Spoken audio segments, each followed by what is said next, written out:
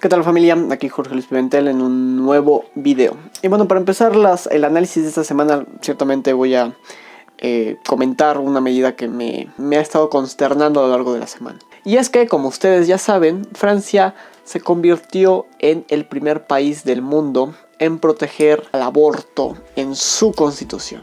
Realmente estoy aquí citando que ellos dicen aprobar el derecho al aborto. Que con esto Francia se está condenando ya no solo a un declive, Francia está desdeñando sus valores, que bueno, lo que ha hecho grande a Europa por mucho tiempo han sido sus valores cristianos, ¿no?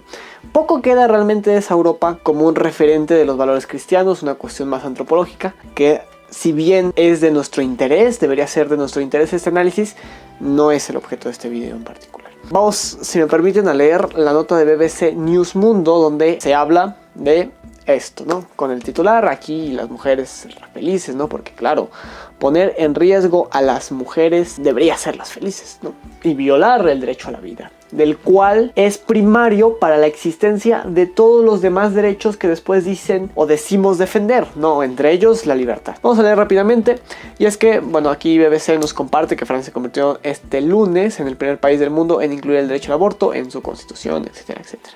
El Parlamento votó a favor de modificar la Constitución para consagrar, aquí citan, libertad garantizada de las mujeres a abortar. Aquí otra cosa tristísima, ¿no? Dice, según las encuestas, alrededor del 85% de la población apoya la reforma. Aquí después BBC nos comparte que el primer ministro Gabriel Attal afirmó ante el Parlamento que el derecho al aborto seguía en peligro y a merced de quienes toman las decisiones, y por ello justificó el esfuerzo del gobierno para protegerlo. Por su apoyo a esta medida, Emmanuel Macron fue acusado de utilizar la Constitución con fines electorales. Los críticos afirman que la modificación no está necesariamente mal, pero es innecesaria, y acusan al presidente de intentar utilizar la causa para impulsar su credibilidad como político de izquierda. En Francia, recuerda aquí BBC, el aborto está pues básicamente garantizado desde el 75. Entonces la ley se ha actualizado 9 veces, siempre con el objetivo de ampliar el acceso. El Consejo Constitucional francés nunca ha puesto reparos. Y bueno, por ello muchos juristas afirman que el aborto ya era un derecho constitucional. Uno de los que rápidamente se posicionó fue precisamente el Vaticano, donde dice que no puede haber derecho a quitar una vida humana, en un comunicado haciendo eco sobre las preocupaciones ya planteadas por los obispos católicos franceses. Rápidamente vamos a comentar en ese sentido también lo que nos comparte Stéphane Rivière, que es uno de los congresistas que votaron en contra. Bueno, el senador Stéphane Rivière nos comenta que en el Senado además del proyecto, se presentó una moción para rechazar el proyecto de constitucionalización del aborto, donde Stéphane Rivière fue el único que lo votó en contra. Simone Veil nos vuelve a decir, el aborto, recuerda Stéphane Rivière, debe seguir siendo la excepción, el último recurso en situaciones sin salida. Ciertamente pues no les comparto aquí las declaraciones de Stéphane Rivière porque bueno, pues son en francés. Primero, Francia y Europa en general sabemos que tiene una crisis cultural importante, ¿no? Esta crisis cultural se ha acentuado con la inmigración de países cuyas culturas además son diametralmente diferentes a Francia, ¿no? Por el discurso de la inclusión, por el discurso del buenismo político. Además, muchos gobiernos pues se han visto, no sé si realmente ellos crean que debería ser así o no, pero han acogido a muchos inmigrantes, muchos de ellos musulmanes, por los cuales mientras determinados valores característicamente identificados con los valores cristianos como el respeto a la dignidad humana han cesado, y mientras sigue en vorágine el tema, por ejemplo esta semana, cuando estén viendo esto, es 8 de marzo, una fecha muy usada por el feminismo para estar impulsando agendas políticas que según favorezcan a las mujeres. Es curioso que el aborto sea una de ellas, y es curioso que en países como Francia y Europa en general, donde han estado cesando determinados valores con los cuales se pretende garantizar la igualdad de las mujeres, al mismo tiempo tengan cara tan dura como para permitir que florezcan en pos del buenismo político, determinadas nociones culturales como las islámicas, las cuales están peleadas de forma frontal con la igualdad con las mujeres. Ahí está la verdadera lucha frente a la igualdad de las mujeres, que no sé, de forma irónica, si me lo permiten plantear así, están los políticos europeos permitiendo que ingresen a Europa. ¿no? Al mismo tiempo, estamos usando medidas políticas como el aborto, que siempre ha sido así, ¿no? Lo han sido en Francia, lo han sido en España, lo están siendo aquí en México. Medidas por las cuales simplemente pretendemos construir otro enemigo para las mujeres, otro enemigo que ya no existe, un machismo que ya no existe. Y el verdadero machismo se está prolongando con estas medidas, las cuales en otra buena medida están siendo impulsadas por hombres cobardes y mediocres que prefieren exponer a sus mujeres, a sus novias, a estas medidas, digamos, que las flagelan físicamente, toda vez además que las ponen en riesgo, porque abortar es casi 4 veces más riesgoso que dar a luz. Pero datos científicos aparte, la verdad es que ni siquiera les ha importado a los abortistas esto nunca. Se plantearon diversas temporalidades. Ha ocurrido en Francia, lo vimos aquí en la nota, ¿no? Que ha habido diversas reformas desde que se ha, digamos, despenalizado el aborto en Francia para ampliar el acceso a este, entre comillas, muchas comillas, derecho. Que podría estar reconocido así en el derecho positivo, pero no puede ser así en ningún sistema legal que se considere justo. El punto es que así como en Francia ha ocurrido que ha habido diversas reformas para ampliar el plazo, también lo ha habido aquí en México, esencialmente en la Ciudad de México, donde el aborto tiene más historia, porque nunca les ha interesado el tema de la temporalidad. Primero nos dicen que es, póngale tú la temporalidad que quieras, ¿no? 12 semanas, 14, después 16. En Colombia su Corte Suprema en un caso en particular falló para que se pudiera abortar a los 6 meses. En estados más extremistas como Nueva York, el aborto puede ser incluso permitido hasta antes de parir, lo que llamamos aborto último término. La verdad es que eso nunca ha importado. Siempre se nos ha dicho que es según, porque ese es el límite en el cual podemos considerarlo según sus términos de humanidad humano, ¿no? Porque primero a las 12 o a las 16 o a las 18 a las semanas que ustedes quieran nos decían, no, pues es que antes de esta temporalidad los fetos, siempre usando este término para deshumanizar al neonato, no sienten, a pesar de que científicamente sabemos que el esbozo del sistema nervioso central está presente ya desde el primer mes, incluso antes de que la mujer sepa siquiera que está embarazada. Pero reitero, en realidad esto nunca les ha importado, no les importa el neonato y nunca hacen una faramalla cuando ellos mismos, los aborteros, en sus propios términos se contradicen. Ninguna organización abortista pegó el grito en el cielo cuando Colombia falló lo del 6º mes, o cuando ocurre el aborto último término en Nueva York, o las veces en las que se ha condenado a Planned Parenthood, una de las multinacionales de aborto más grandes con sede en Estados Unidos, todas las veces que ha sido acusado de tráfico de órganos de esos neonatos. Nunca ninguna de esas organizaciones ha pegado el grito en el cielo, en buena medida porque todo este tema, al menos aquí en Latinoamérica, está impulsado por ellos. Listo, entonces aquí hay que puntuar una cosa. No les importan las mujeres, las ponen en riesgo, indignifican la vida humana, ¿no? La vuelven trivial, vana, superflua, a tal punto de que vemos aquí a mujeres de pronto tan felices porque van a poner a sus hermanas feministas que ya adquirieron más derechos en riesgo. Y los hombres aquí también, bien gracias, apoyando estas medidas, perpetrando con esto la irresponsabilidad sexual, ¿no? Una cosa que además luego el feminismo va a estar diciendo constantemente que delezna. Emmanuel Macron, además aquí nos señala BBC que bueno, no podemos mencionar que BBC sea principalmente un diario de derechas, y aún así hace la crítica respecto a Emmanuel Macron, señalando que podría ser, ¿no? Ahí en algún escenario hipotético, que esté usando esto como una medida electoral. Y eso también es cierto.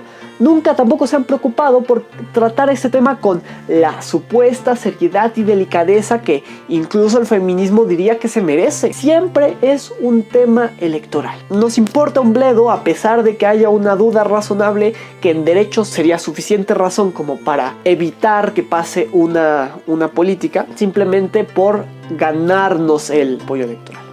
Voy a ponerles un ejemplo rápido ya para pasar al siguiente tema. Supongan ustedes que yo soy un abortista. Y que les voy a decir, bueno, es que yo permito o voy a legislar para que el aborto pueda ocurrir hasta las 12 semanas, porque después de eso el feto ya siente. Y por tanto, pues yo tampoco quiero hacerle daño a nadie, ¿no? ¿No es cierto? Bueno, va a estar. Ustedes me dicen, sale, va, te la compro, ¿no?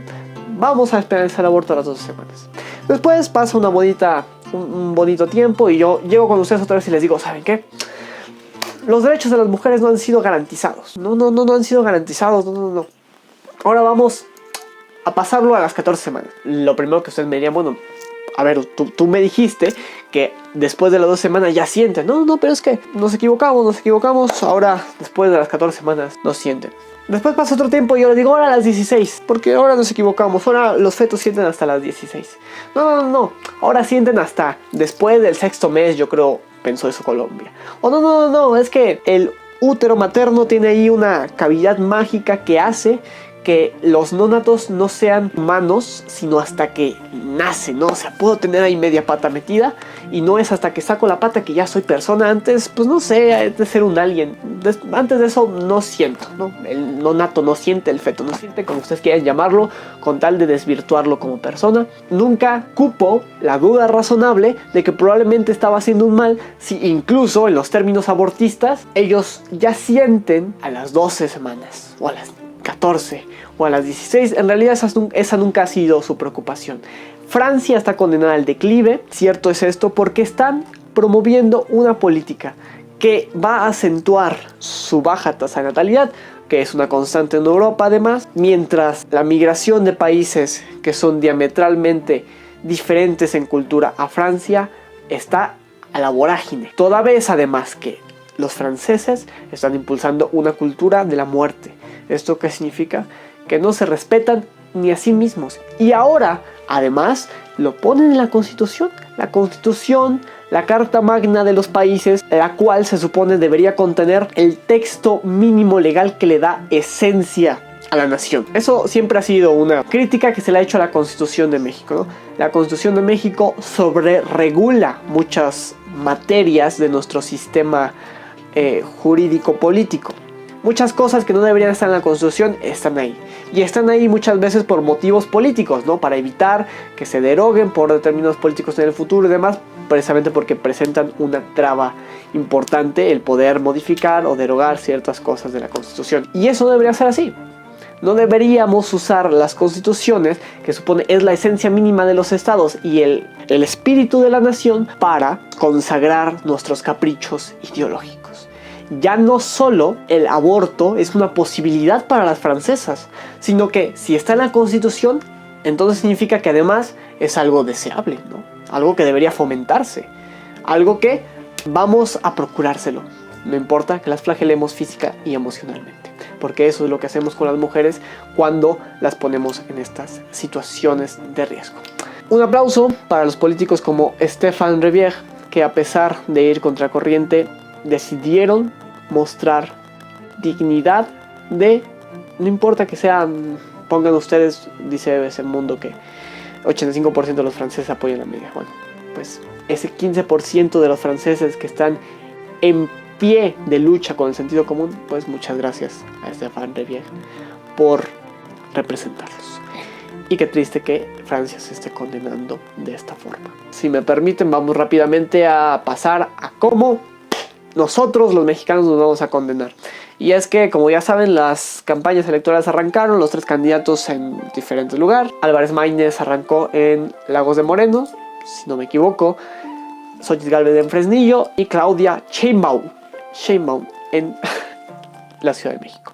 Forbes nos comparte aquí las propuestas de los candidatos presidenciales en sus arranques de campaña, que me voy a permitir compartir con ustedes. Empieza aquí con Xóchitl Gálvez, nos dice aquí, bueno, que arrancó en Fresnillo, como bien les dije, y su primera cita que destaca Forbes es: se acabaron los abrazos a los criminales y en mi gobierno la ley será la ley. Bueno, digo, hasta ahí está bien, ¿no? La ley está para cumplirse. Sería oportuno ver cuál es el plan de acción para hacer que esto ocurra. Construcción de una prisión de muy alta seguridad. Ejército dejará de realizar labores civiles que no les corresponde, como la realización de obras de infraestructura. Efectivos de Guardia Nacional en el país se duplicarán de 150,000 a 300,000. Sobre la construcción de una prisión de muy alta seguridad, bueno, pues la verdad es que eso es una copia acá medio morfa de lo que está haciendo Bukele con El Salvador, toda vez que además Xóchitl Gálvez puntuó que pues se plantea esta prisión de muy alta seguridad, mientras pues no se quiere aplicar las medidas de seguridad que hace Bukele, que es lo que ha hecho las medidas de Bukele estén funcionando. No el hecho de que tenga más cárceles, sino las medidas que se están tomando ahí adentro, medidas disciplinarias y medidas procesales en concreto. Ahora, respecto de los temas del ejército, ya lo he dicho bien reiteradamente aquí. El problema, yo creo, no es que la Guardia Nacional esté haciendo X o Y cosas. El problema es que no estén dando resultados. A mí poco me importaría que las labores de seguridad estuvieran hechas a cabo o no por una Guardia Nacional, comando civil o militar, lo que ustedes quieran. Obviamente es preferible el mando civil, porque pues el mando militar está reservado para asuntos que pongan en riesgo la seguridad de la nación, ¿no? Y pues en nuestros términos se supone que México no está en un estado de sitio como para estar procurando la presencia del ejército en las calles. Pero bueno, esto lo podría tolerar si estuvieran haciendo su trabajo, cosa que pues yo creería que, o bueno, sería lógico pensar que no están haciendo si no están dando resultados. Devolución de fondos y entrega de recursos a gobiernos estatales y policías municipales para la prevención del delito y seguridad pública.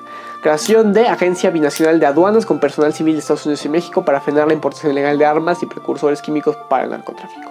La búsqueda de personas desaparecidas será prioridad nacional para la creación del Fondo Nacional de Atención a Víctimas. Lo primero, tonterías aparte, lo cierto es que desde tiempos de Calderón tampoco fue un ávido en ese tema, está el Estado mexicano tratando de buscar la forma en cómo, yo creo necesario, profesionalizar a los mandos de seguridad. En ese sentido, el tema de la Guardia Nacional pues parece que es un acierto, ¿no es cierto? Porque pues más profesionales que los policías federales que teníamos pues seguramente son. Y además las policías estatales pues bueno, tienen un grave problema de falta de instrucción. Todo como en todas las propuestas de los políticos suena bonito. Esperemos cuáles son las estrategias de planeación de Xochitl Gálvez. La creación de la Agencia Binacional de Aduanas con personal civil, etcétera, para frenar la importación ilegal de armas. Bueno, todo eso es importante, sí, yo creo que podría ser efectivo, pero va a ser efectivo toda vez que podamos tener a un presidente de México o a una presidente de México que sepa negociar, ¿no? Todo lo que ha hecho Donald Trump muchas veces nos resulta nos cala a nosotros como mexicanos, porque pues él lo hace en beneficio de Estados Unidos, que al final es su labor, ¿no es cierto? Como negociante, un negociador, Donald Trump, de las medidas aduaneras, él ha hecho lo propio con Estados Unidos, ¿no? Para proteger a Estados Unidos, y nosotros regularmente hemos cedido, ¿no? Ya sea por nuestra posición histórica de sumisión, no sé, o a lo mejor simplemente porque no hemos siquiera tenido un presidente que sepa negociar. ¿Será esta Xochitl Gálvez la negociadora estrella que necesitamos?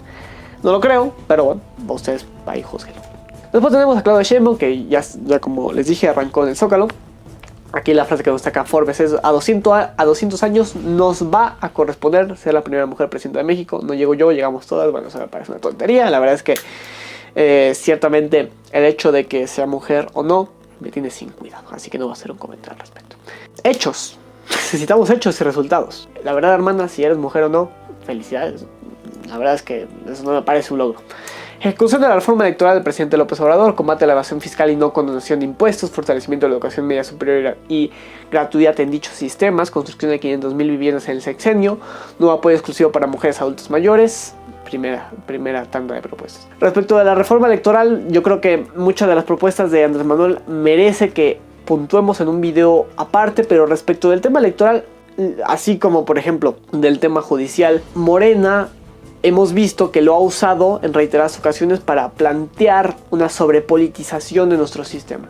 No dudo que el sistema judicial, por ejemplo, necesite reformarse. Además, yo he sido, lo dije en el anterior video, uno de los principales que ha mencionado la necesidad de que el sistema electoral de México pueda abrir las puertas a más ciudadanos y no solo la partidocracia, o que facilite, ya sea con los partidos o con la ciudadanía independiente, la posibilidad de que estos participen.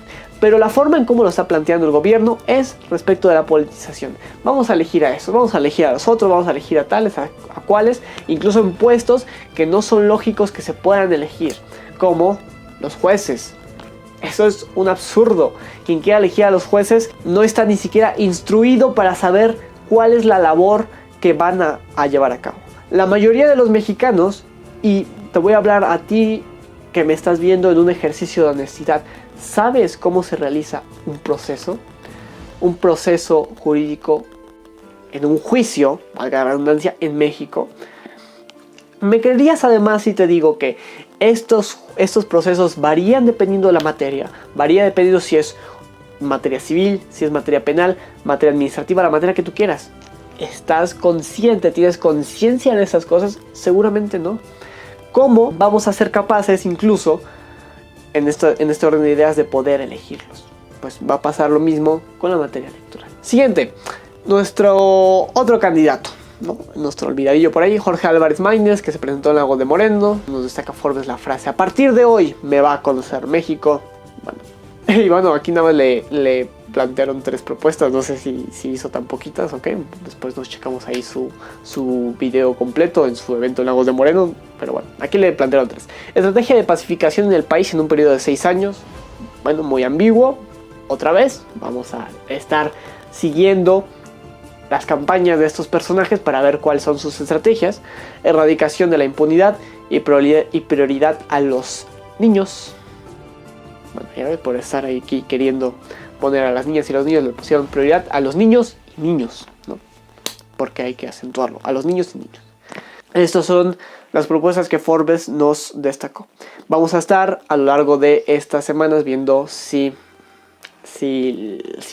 presentan sus estrategias para pues ver cómo lo van a llevar a cabo, ¿no es cierto? Porque así todo suena muy bonito. Bueno, a excepción de algunas cosas que ya sabemos que son una tontería inviable, como el tema de la elección de los jueces, o bueno, digamos la politización del órgano constitucional autónomo en materia electoral. Ahora quiero compartir rápidamente aquí otra publicación en X, en esta oportunidad de Roxana Aguilar, simplemente para acentuar la demagogia con la cual nos guiamos en nuestro sistema político. Roxana Aguilar nos comparte: Xochitl nos quiere pensionar ahora a los 60 años, ¿no? Quiere bajar la edad de pensión. Clara Brugada plantea la bajada en la edad de pensión en la Ciudad de México a los 57. Alito Moreno, el presidente del PRI, nos quiere dar 40,000 pesos por ser joven. En Ciudad de México, muy sonada noticia además, te dan un apoyo por ser transexual. Total, dice Roxana Aguilar, propuestas populistas sin sentido que no resuelven ningún problema de raíz, porque toda la política mexicana siempre se ha basado en qué dádivas damos, no el desarrollo que generamos como políticos, sino las dádivas que entregamos. Muchos adultos mayores, ahora que ocurrió el proceso de aspiración a la candidatura presidencial independiente, muchas personas no querían firmar porque decían, no, bueno, es que si no gana Morena van a quitar los apoyos y no sé qué. O sea, los partidos políticos, y eso no es cosa exclusiva de Morena, es algo que hay que reprocharles, pero no es cosa exclusiva de ellos, amarran al electorado por el dinero que les dan. Ya después con esto están muy seguros, con una base electoral fuerte, clientelar, y no por eso se incentiva la generación de resultados.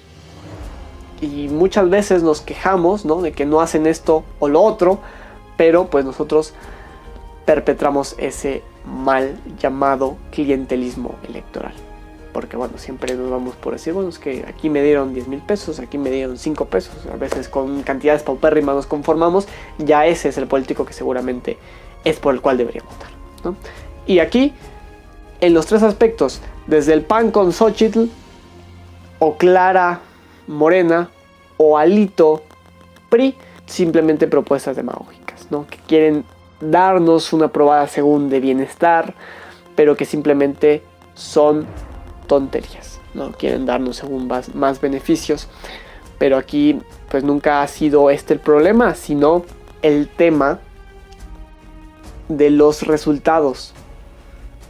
Poco me vale que me quieras pensionar, pon tú, a los 30 años, si después el país ya no va a poder sostener su sistema de pensiones y este se va a caer. O como ya está pasando ahorita, que los jóvenes de todas formas pues pensionan a la edad que quieran. De todas formas el sistema de pensiones solo va a poder subsistir si ellos mismos se hacen las aportaciones por las cuales después se puedan jubilar. Y en este mismo orden de ideas, pues no importa la edad que los quieras jubilar, si a esa edad pues no han generado el suficiente ingreso como para poder sostenerse con la jubilación a la cual ellos mismos aportaron, pues entonces esto ya no va a importar de todas formas. Y bueno, pues lo del dar dinero pues es la clásica. Espero de todo corazón que no se tenga que explicar el por qué es malo que Alito nos quiera dar 40,000 pesos o que la CDMX esté dando apoyo a los transexuales simplemente por el hecho de serlo. Lo cual es una tontería, un despilfarro y demás.